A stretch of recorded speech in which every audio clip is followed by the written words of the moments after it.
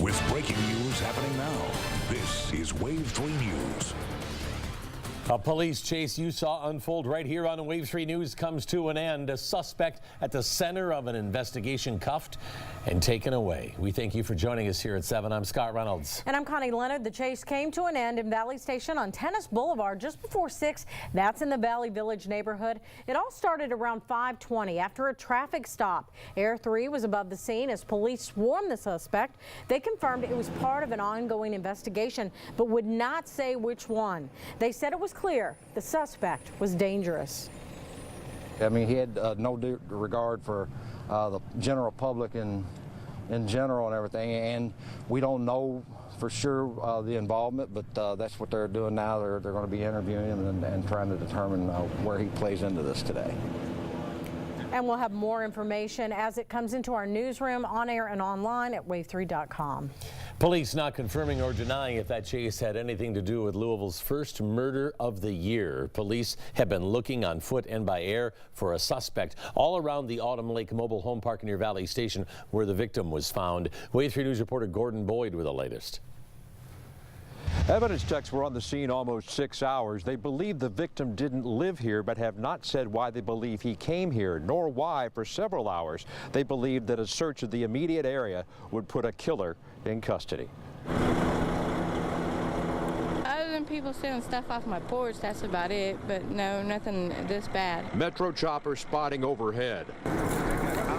Officers combing the brush line. No, I'm not staying. I'm done. Fantasia Aguilar and Amy Lazarevich have learned that silence buys safety in Autumn Lake Mobile Home Park. I keep to myself. I know my neighbor on one side of me, and that's it. I see a couple young boys walking down the road causing trouble, but nobody really I know down there. 4 doors down, where just after 11 in the morning, another neighbor found a man outside, believed to be perhaps in his 30s, who had suffered at least one gunshot wound. Called 911, tried to revive him. He was transported to University Hospital and was about an hour or so later when he was pronounced deceased. 3 hours later, police would say little more than they believe the victim was visiting here, but not why. We don't have any persons of interest or a suspect in custody. However, they are canvassing the neighborhood, and hopefully we'll have more details as the investigation continues. It makes me scared. I want to get out of here. It makes me want to protect my kids even more. Stranger or not, Fantasia and Amy wonder whether they'll feel safe even after a suspect's caught. It's time to move out. Either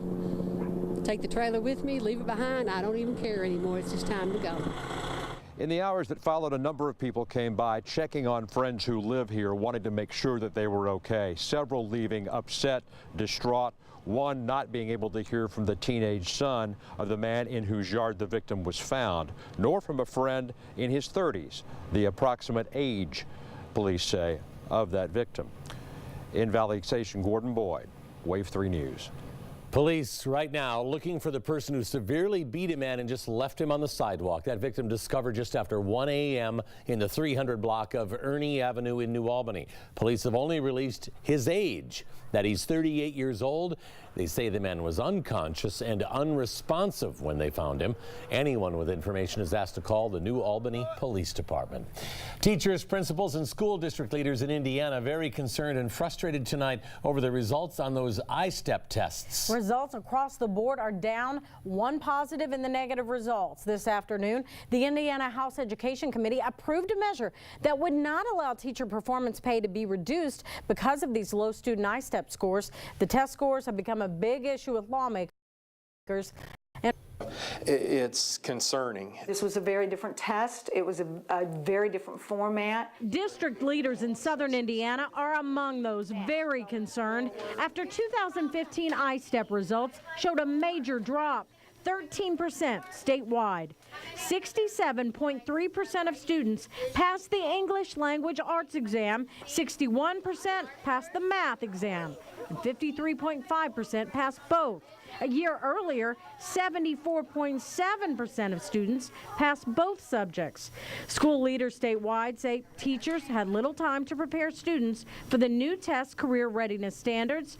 3rd through 8th graders taking the test in Clark and Floyd counties took big hits in math and English language arts.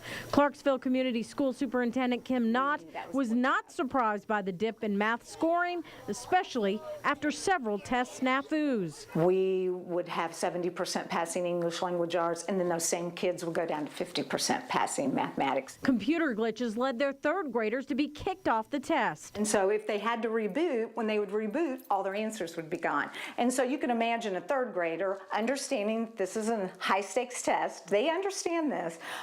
There was a bit of panic. There were some emotions there that the teachers had to deal with. In West Clark, We saw a decrease of as much as 20 to 30 percentage points in every grade level. Dr. John Reed says he can't even react to the test results because there's a major question looming. Is the test valid and reliable? We would really like to take a look at the research that was used in the development of the test. Reed says West Clark uses a second assessment package, and it found students in grade 3 through 8 with significantly different results than what the I-STEP test revealed. State Superintendent Glenda Ritz said teachers and students had to adjust to new standards without the time to transition. Dr. Reed believes lawmakers and educators need to take a hard look at the amount of taxpayer money and time that's being spent on testing versus the time and money that might be better spent in the classroom. A man sentenced to 60 days in jail for using a racial slur in a Louisville courtroom, now forgiven after one night in jail. Judge Olu Stevens sentencing Adam Satterley to 2 months in jail Monday for a contempt of court charge. After Satterley used that racial slur, the Commonwealth's attorney office says Satterley apologized when given the chance the next day, and the judge let him go.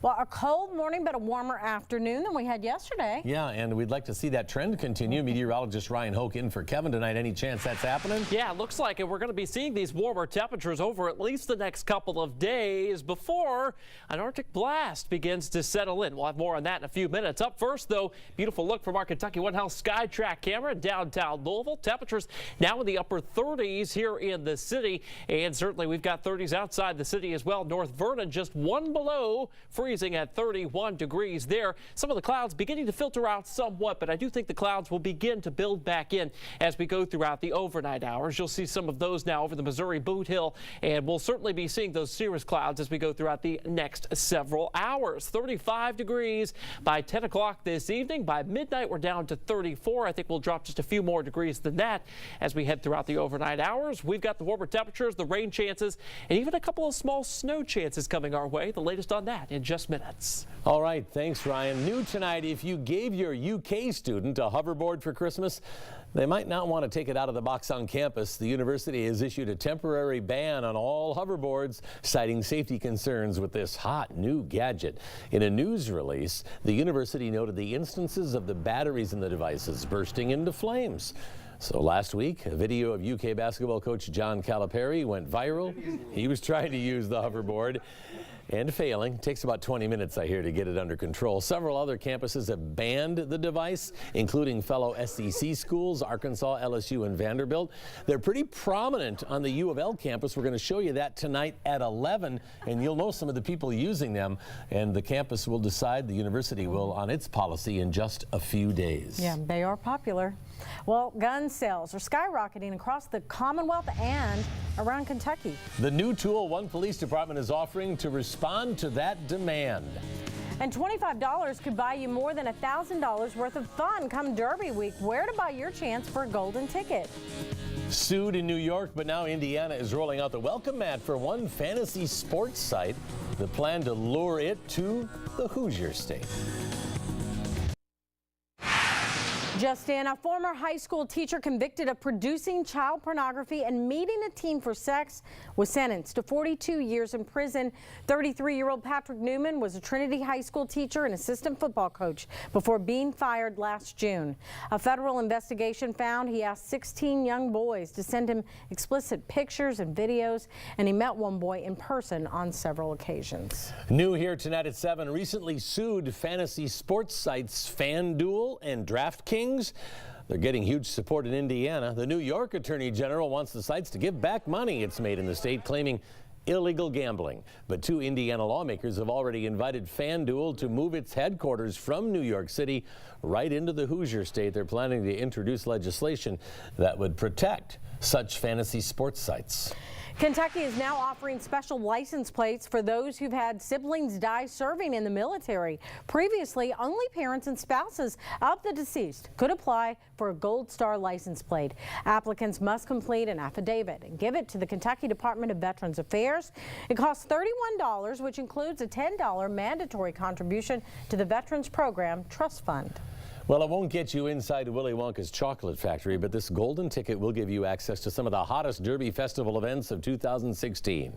The Kentucky Derby Festival will sell 500 $25 raffle tickets. They'll draw one golden ticket, a Derby Festival package valued at more than $1,600. It includes 2 tickets to the Phillies Derby Ball, 2 tickets to the They're Off luncheon, 2 VIP tickets to Thunder over Louisville, and much more. Those raffle tickets are on sale now. The golden ticket winner will be drawn at the Macy's Spring Fashion Show, March 31st, which I'm sure you'll be attending.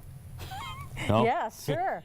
Well, they're gadgets that seem out of this world, but many will see store shelves in just a few years. A look at the future of the technology is ahead.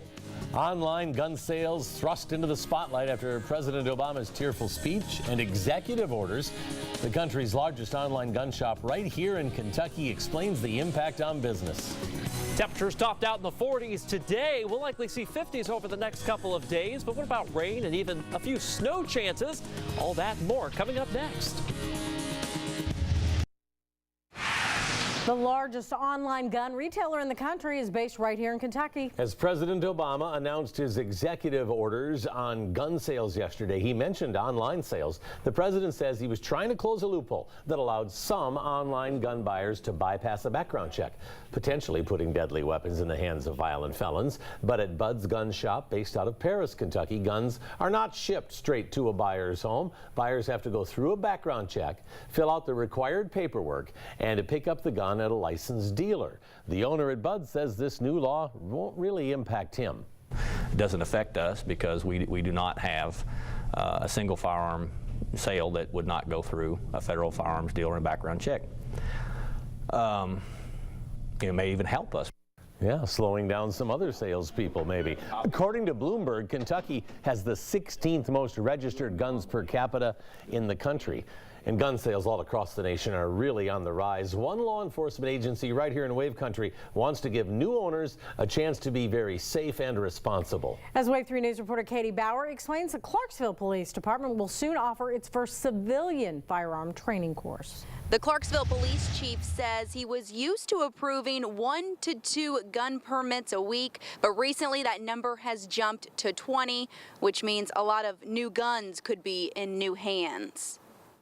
A simple post to the Clarksville Police Facebook page about a new program prompted an overwhelming response. I believe you have the right to protect yourself. If you're going to do that, you ought to know how to operate the weapon you have in your possession. Chief Mark Palmer said for the first time they plan to hold a firearm safety class for members of the public. Who should take a class like this? Really anybody who is buying a firearm for the first time and is unfamiliar with how a weapon works. The course will start in the classroom. Going over, everything from taking it out of the box to when you put it up for the night, how that gun lock should be in place to make sure anybody inside the home is safe. And then participants will have a unique opportunity even I had to give a try. It's a state-of-the-art simulator. These are actual weapons, just like the ones we carry. They are outfitted with gas or CO2 cartridges, which makes them actuate.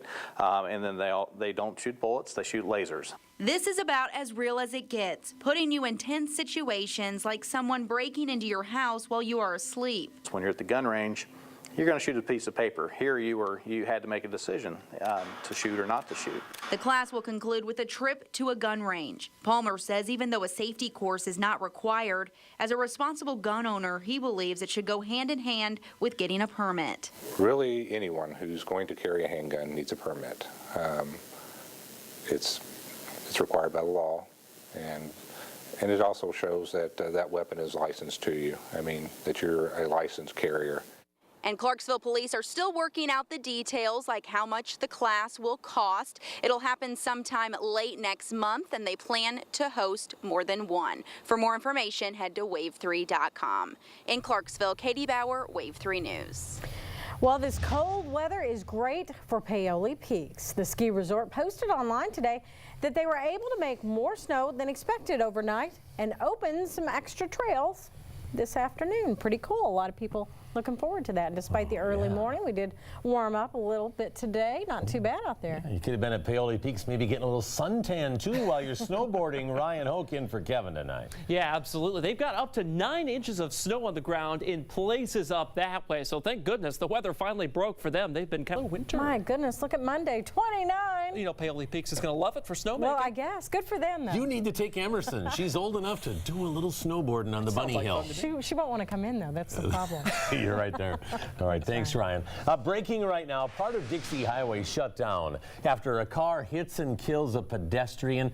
It happened at Ashby Lane in Dixie, north of the Snyder. About a quarter of all fatal accidents in the city are out on Dixie. We have a crew on the way. We'll bring you an update when we get it. Here's a live picture right now of the scene there. And for the time being, this area, of course, is going to be blocked off. It'll probably be several hours before it's back open. We'll be right back.